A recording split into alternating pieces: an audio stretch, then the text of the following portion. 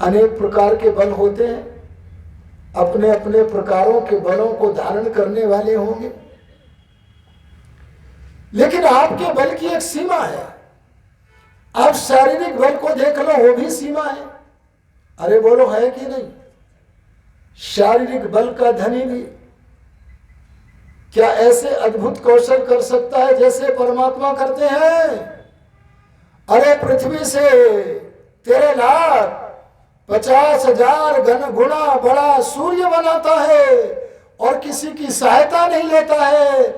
इस समय मेरे सामने ब्रह्मचारी आहा बलवान दयानंद घूम रहे हैं मेरे मन और मस्तिष्क में। तब मैं सोचता हूं कि जहां श्री राम पराक्रमी थे, जहां योगी राज कृष्ण पराक्रमी थे, वहां अद्भुत विलक्षण हर क्षेत्र में महर्षि दयानंद का जो बल था वो कोई कम बल नहीं था। लेकिन संसार का कोई कितना भी बड़ा बलवान बन जाए, लेकिन सर्वशक्तिमान नहीं बन सकता। परमात्मा पूर्ण शक्तिमान है, इसलिए परमात्मा के तुल्य संसार में कोई भी प्रशंसनीय अरे बोलो नहीं। तो हमारे मन में स्वाभाविक रूप से प्रेम तो सबसे होवे, लेकिन अति प्रेम करने के योग्य यदि कोई है तो वो कौन है? सर्वगुण संपन्न परमपिता परमात्मा। अगर हम उसकी स्तुति के गीत गाएंगे बड़ा लाभ होगा। देखो, कीर्तन करना चाहिए। एक वेद का मंत्र आता है, गायन्ति त्वा गायत्रिणो अर्चन्ति त्वा अर्कमर्किणः ब्रह्माणस्त्वा शतक्रतो उद्वंशमिव ये मिरे। यहां बैठे हुए जितने भी भगवान के भक्त हैं, मुझे लगता है कि उन सब की चर्चा इस मंत्र में आ गई है। एक भक्त वे होते हैं जो केवल गीत गाते हैं। अरे बोलो जी, क्या करते हैं? केवल गीत गाते हैं। कैसे गीत? संध्या के मंत्रों के गीत गा रहे हैं, अरे यज्ञ के मंत्रों का गान कर रहे हैं, स्वस्ति वाचन शांतिकरण के मंत्रों का गान कर रहे हैं। जो केवल गीत गाते हैं, केवल गान जानते हैं, पर उन शब्दों के अर्थों का बोध नहीं है, केवल गीत ही गाते हैं, उनका नाम है गायत्री। अरे बोलो, क्या है? ये बुरे नहीं है, ये भी अच्छे हैं, परंतु इन्हें विशेष लाभ नहीं मिलेगा। लाभ तो मिलेगा, पर इस मंत्र में इन्हें क्या लाभ मिलेगा इसका वर्णन नहीं है। इससे यह पता चलता है कि ये गायत्रियों, आप आगे बढ़ो। और जब ये आगे बढ़ता है तो परमात्मा ने आगे बढ़े हुए भगवान के कीर्तन करने वाले साधक का नाम बदल करके रख दिया है अर्की।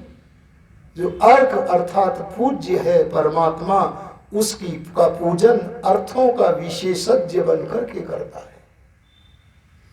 मैंने आपके सामने प्रातःकाल की सभा में 3-4 दिनों तक गायत्री मंत्र के एक एक पद का अर्थ किया है। ये वैदिक यज्ञ समिति का जो YouTube चैनल चल रहा है उसमें अवश्य देखिएगा।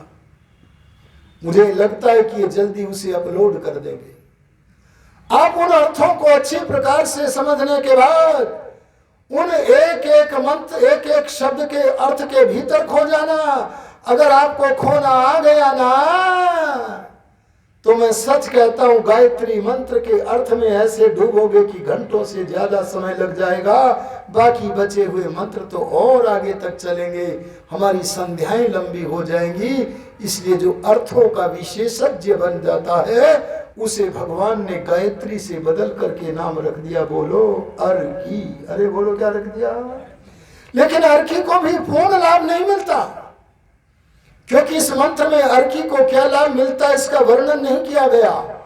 इससे पता लगता है भक्त और आगे बढ़, और जब ये और आगे बढ़ता है तो भगवान जी ने इसी साधक का नाम गायत्री से बदलकर, अरे अर्की से भी बदलकर इस साधक का नाम रख दिया है ब्रह्मा। बोलो, क्या रख दिया है? ब्रह्माणस्त्वा शतक्रतो। शत शब्द के अर्थ असंख्य है, क्रतु माने कर्म करने वाला। अरे असंख्य कर्म करने वाला जो परमात्मा है उसे संबोधित करते हुए कहा, हे पिता आप असंख्य कर्म करने वाले हैं, मैं भी अपने जीवन में कर्म निष्ठ होकर के आगे बढ़ूंगा। और हे पिता अब आपने मेरा नाम ब्रह्मा रख दिया है, क्यों रखा है जी ब्रह्मा?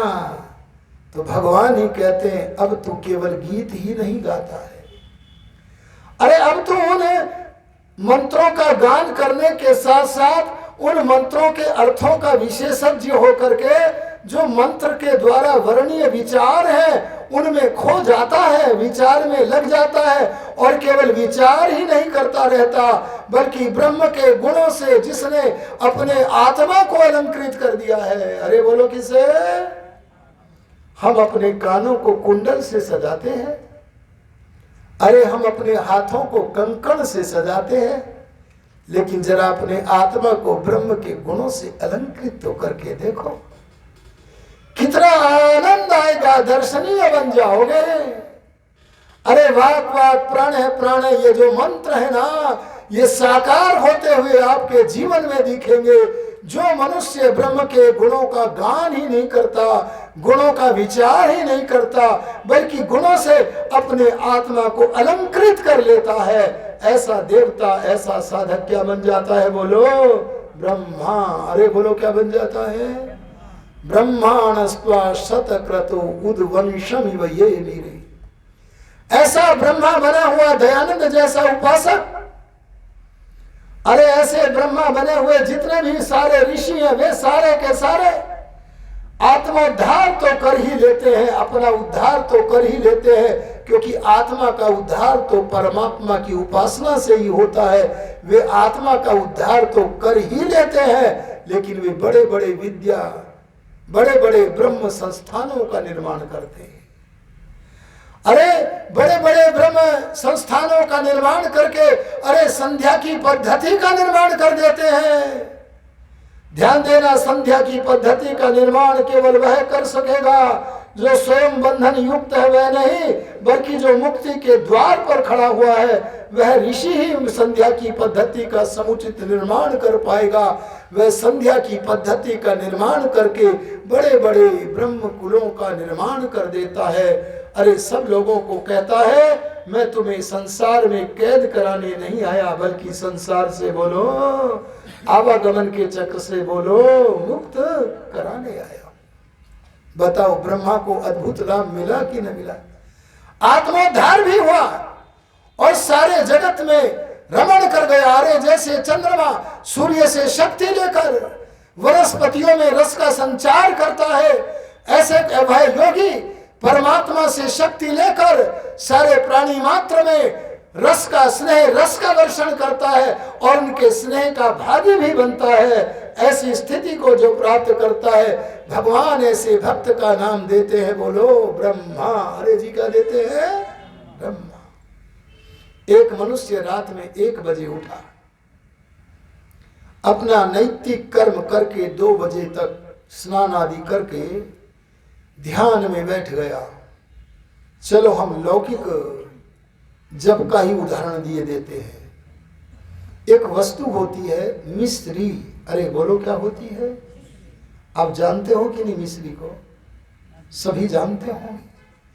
बस वह 2 बजे से लेकर के 8 बजे तक कितने घंटे हुए? 6 घंटे तक मिश्री का मन ही मन में जप कर रहा है, मिश्री मिश्री मिश्री। अरे बोलो 6 घंटे तक जब मिश्री का जप किया तो मुंह मीठा हो जाएगा कि नहीं?